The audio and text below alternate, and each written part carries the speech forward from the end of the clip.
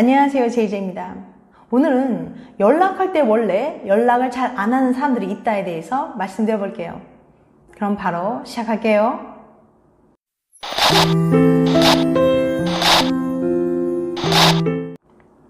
연락 문제 때문에 싸우는 커플들이 있습니다. 한쪽은 지금보다 연락을 더 하고 싶어 하는 반면 다른 한쪽은 지금도 충분하다고 생각해요. 분명히 두 사람 다 똑같이 서로를 사랑하는데 말이죠. 사랑하면 더 연락하고 싶어지는 게 당연한 건데 어째서 이런 차이가 생기는 걸까요? 그 남자, 그 여자의 사정. 미시간 대학 심리학과의 브리트니 교수는 연애 중인 사람 328명을 대상으로 커플들의 연락 패턴을 연구한 끝에 연락할 때 연락 자주 한 걸 특별히 불편해하는 사람들이 있다는 걸 발견했어요. 바로 해피형 애착 유형을 가진 사람들이죠. 애착 유형이란 다른 사람과 애착을 맺는 방식을 의미하는 심리적 유형이라고도 할 수 있어요. 모든 사람들의 애착 유형은 크게 세 가지로 나눠지는데 그중 하나가 바로 회피형이죠. 브리트니 교수의 연구 결과 회피형 애착 유형을 가진 사람들은 연인에게 문자를 16%나 덜하고 전화도 19%나 덜 한다는 사실이 밝혀졌습니다. 왜 이들은 연인에게 연락을 적게 하는 걸까요? 브리트니 교수는 이렇게 설명합니다. 회피형 애착 유형을 가진 사람들은 연인과 지나치게 가까워지거나 친밀해지는 걸 부담스러워해요. 이들은 상대방에게 애정과 헌신을 강요하진 않지만 마찬가지로 자신 또한 관계에 얽매이는 걸 불편해하죠. 때문에 이들은 연인과 너무 가까워지면 불편하지 않을 정도로 거리를 둡니다. 그리고 자신만의 시간과 공간을 가져요. 이러한 심리적 특성 때문에 회피형은 다른 연인들보다 연락을 덜 하게 되는 겁니다. 아, 그렇군요. 관계는 좀 어색해. 설문 결과를 살펴보던 브리트니 교수는 회피형의 연락 방식에 대한 흥미로운 사실을 더 발견합니다. 회피형은 보통 사람들보다 연인에게 긴 메시지 쓰는 걸 좋아해요. 회피형은 사랑해처럼 애정이 담긴 말을 직접 하는 걸 특히 쑥스러워합니다. 그러다 보니 즉각적인 반응을 받지 않아도 되는 편지나 메시지로 마음을 전하는 걸로 추측됩니다. 이런 면은 좀 귀엽네요. 회피형의 특징을 잘 이해했으니 앞으로는 연락을 하면서 오해하는 일이 생기지 않도록 해야겠어요. 함께하는 연애. 혹시 회피형 연인이 연락을 덜 한다면 무작정 나를 사랑하지 않냐고 압박하기보다는 너그럽게 이해하고 연락의 부담을 덜어주세요. 또한 연인이 급격한 친밀감을 불편해하고 어색한다는 걸 이해하고 배려해주세요. 다른 사람보다 시간이 조금 더 걸릴 뿐 회피형 애착유형을 가졌다고 해서 연인과 친밀해지는 걸 영원히 피하는 것은 아니니까요. 사람의 성격이 각양각색이듯 연애 스타일도 연락 스타일도 전부 다르답니다. 애착유형에는 사람들이 연애 스타일을 세 가지로 나누고 있어요. 첫 번째, 불안형. 연인의 관심과 애정을 잃을까봐 불안해한다. 그 다음 회피형. 연인과 지나치게 가까워지는 걸 불편해한다. 세 번째, 안정형. 연인과 가까워진 걸 자연스럽게 여기고 가장 안정적인 연애를 한다.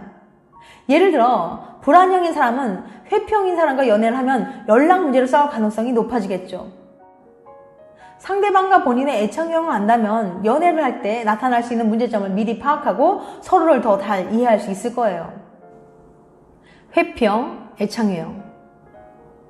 지난 영상 연애유형 세 가지를 보신 분들은 애착유형이라는 말이 낯설지 않으실 거예요.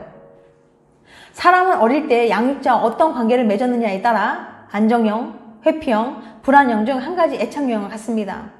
오늘은 그중 회피형에 대해서 이야기해 보려고 해요. 많은 분들이 믿고 거르는 회피형이라며 회피형 애착유형을 가진 사람들을 피해야 할 유형으로 분류하곤 합니다. 친밀한 관계에 부담을 자꾸 느끼고 상대방을 밀어내거나 도망가려는 특징 때문이에요. 회피형이 독립성에 집착하긴 하지만 그게 상대방을 덜 사랑한다는 의미는 아닙니다. 하지만 불안형의 경우 회피형과 만나서 관계가 잘 풀리기 어려운 건 사실이에요. 그런데 회피형을 미리 알아보기 어려운 이유가 있어요. 회피형은 가장 가까운 상대와도 진정한 감정을 나누지 않지만 겉으로는 다른 연인들과 비슷하게 행동할 수 있거든요. 이미 사랑에 빠지거나 결혼하고 난 다음에 뭔가 이상한데 하고 느끼는 경우가 생긴다는 거예요. 언뜻 생각하면 회피형은 성욕도 별로 없고 내향적이고 말수도 적고 그럴 것 같죠? 하지만 아주 활달하고 인기 많고 연애도 잘하면서도 사실은 회피형인 경우도 많이 있어요. 게다가 회피형 애착은 우리 주변에 아주 흔합니다. 인구의 30%가 회피형이거든요. 그렇다면 회피형은 어떤 특징으로 알아볼 수 있을까요? 회피형의 6가지 특징. 특징 1. 헷갈리는 신호를 보낸다. 회피형은 상대와 가까워지고 싶은 마음과 밀어내야 한다는 마음을 동시에 느낍니다. 그렇다 보니 상대가 좋아서 접근하다가도 너무 가깝다 싶으면 은근히 밀어내려고 해요. 일부러 전략적으로 밀당하는 게 아니라 진짜로 가까워지려고 했다가 또 밀어내고 싶어지는 거예요. 상대 입장에서는 얘가 날 좋아하는 건지 관심이 없는 건지 너무너무 헷갈리죠. 본의 아니게 밀당의 달인이라고 할 수 있어요. 특징 2. 도움을 청하지 않는다. 무슨 문제가 있어도 도와달라는 말을 안 합니다. 곤란한 일이 생겨서 스트레스를 받으면서도 마음을 닫아버리거나 아무 일 없는 듯이 행동하는 거예요.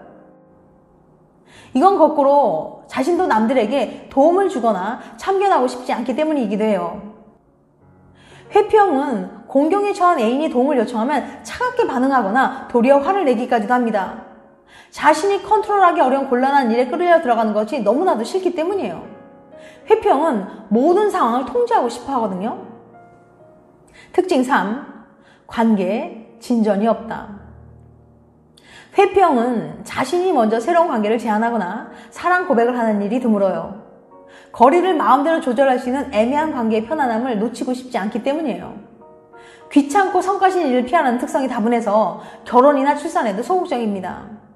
썸 상대나 애인이 다음 단계로 나갈 생각을 안 한다면 그 사람은 회피형일 가능성이 높아요. 특징 4. 상대의 기분을 헤아리는데 서툴다. 회피형은 정서적인 관계를 다지려는 노력을 별로 하지 않아요. 그래서 상대의 기분을 잘 읽거나 예측하지 못합니다. 이른바 공감 능력이 떨어지는 경우가 흔하다는 얘기죠. 애인이 공감이나 위로를 바라고 하소연을 하면 회피형은 일단 감정은 제외하고 사실만 평가하려고 합니다. 감정을 느끼면 마음이 흔들리니 논리에 의지해서 안심하려는 거죠. 이것도 회피형의 한 방식이에요. 특징 5. 육체적 접촉을 피한다. 성관계는 잘해놓고 잠은 따로 자고 싶어 한다거나 성관계 자체를 피하는 경우도 있어요. 때로는 같이 길을 걸을 때 어깨를 나란히 하거나 손을 잡고 걷는 대신 성큼성큼 앞질러 걷곤 합니다. 아무리 사랑하는 사람이라 해도 자신의 영역은 침범하지 못하게 하려는 무의식적인 전략인 거죠. 특징 6. 성관계에 몰입하지 않는다. 이성을 놓고 통제력을 잃는 상황을 피하려는 상황이 강하다 보니까 성관계에 완전히 몰입하지 않아요. 성적으로 한껏 흥분하다가도 스스로 제동을 거는 경우가 많은 거죠. 특히 여자의 경우는 잠자리 만족감을 느끼기도 힘듭니다. 여자는 어느 정도 정신줄을 놓고 에로틱한 상황에 빠져들어야 비로소 정점에 오를 수 있는데 그러질 못하거든요. 남성의 경우 만족감을 느끼는데 별 문제는 없어요. 하지만 아무리 육체적으로 달아올라도 마음 한구석에 차가운 이성이 남아있는 느낌이 언뜻 들 수도 있어요. 타인의 풍경.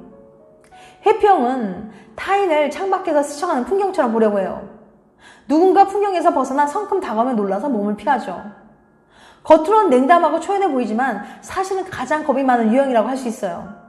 사실 회피형이라고 무조건 거르고 피해야만 하는 건 아닙니다.